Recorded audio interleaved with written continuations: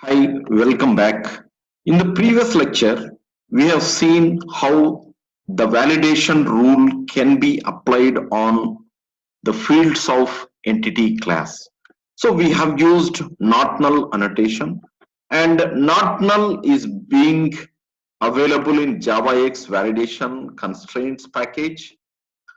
And one more thing is the dependency which is added for this is, yes, this is the dependency which is added, that is Spring Boot starter validation.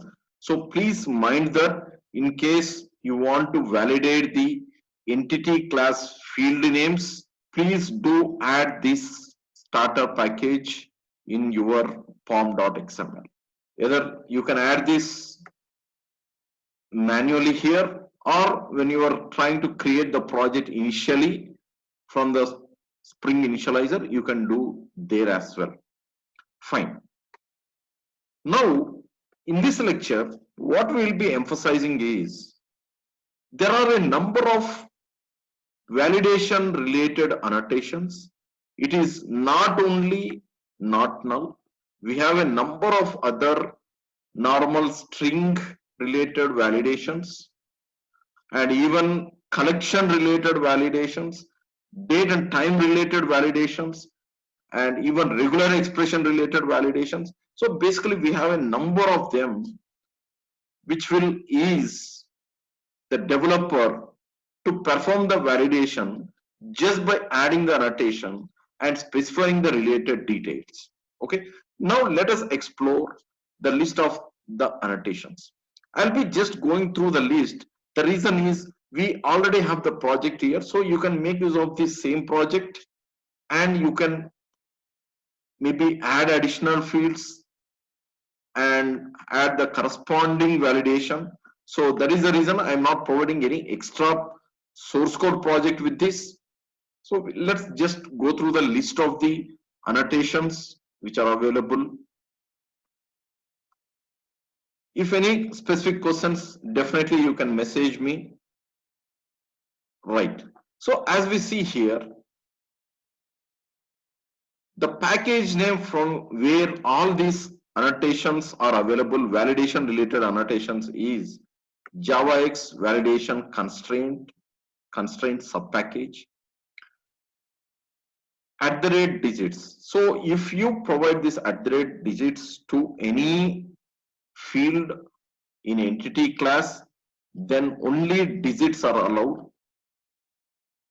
Any other characters are not allowed. @email. So the string, it should be of type string or character sequence, and that has to be in the format of email, else it gives an exception. So I hope we have already seen that in case there is any violation, there is any mismatch in this validation rule, we get the exception.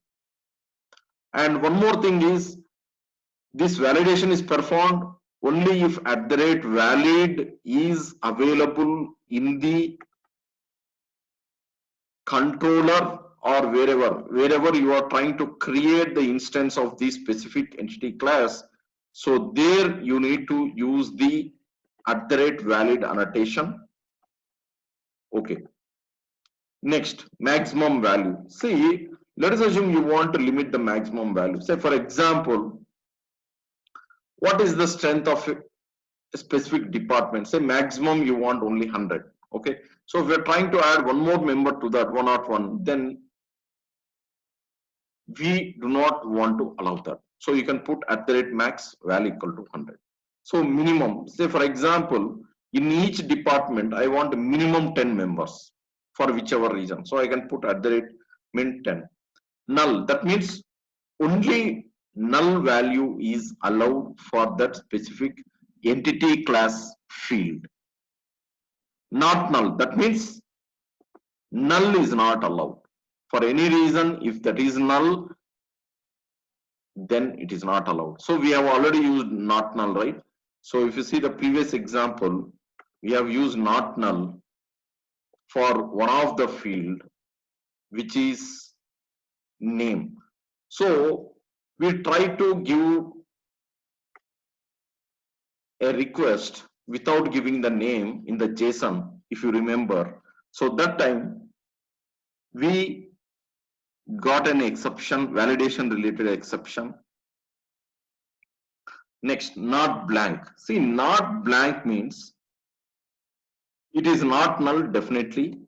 And when that specific string or character sequence is trimmed, that means any spaces, extra spaces before and after are removed, the length should be greater than 0.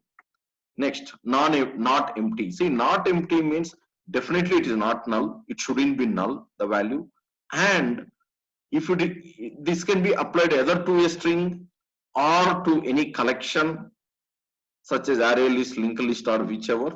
So in either of the case, the number of elements should be greater than 0, and obviously it shouldn't be null. String means it should have more than one character.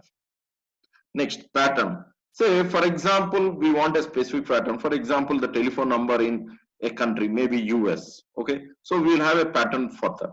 So you can try to find out what is the regular expression for that, and you can give the regular expression here, so that whichever the string which is being received is matching with the US mobile number. If not, obviously it will throw the validation related exception. Next, size. Say for example, the number of elements, like we have a collection or we have a string, so we always want the size between 10 and 20. So we can give the minimum as 10 and maximum as 20, or whichever. Next, @ positive. Say for example, we are trying to take the age of a person. See, the age of person, definitely it cannot be 0 or negative, right? So let us assume we are counting the number of days or something like that. Okay, so it can be only positive value, so it can be positive. Next, positive or 0. Say for example, how much fuel is consumed. Definitely it can, if the fuel is not consumed at all, it can be 0, or if something is consumed, then it can be positive value, then definitely it can be negative value. So similarly, negative or 0. Okay, and negative, only negative value is allowed. And these three are basically related to the date. @ future means it has to be only the future date. For example, when the account is going to expire. Okay, see, whenever you are creating a user, let us assume by default you are trying to have 1 year as validity, and so by default it will be today plus 1 year. So the expiring period will be 1 year, so it has to be future. Next, future or present. Fine. So the date can be either today or anytime in the future. Next, past or present. It can be the older date or today. For example, the date of birth. Okay. See, the date of birth definitely can be a past. That means it's already over, or it can be maybe today or now. Okay. So it can, the date of birth of a person cannot be in the future, right? So you can apply all the appropriate rules, validation rules, so that the data which is being available with you is more valid and clean. Thank you.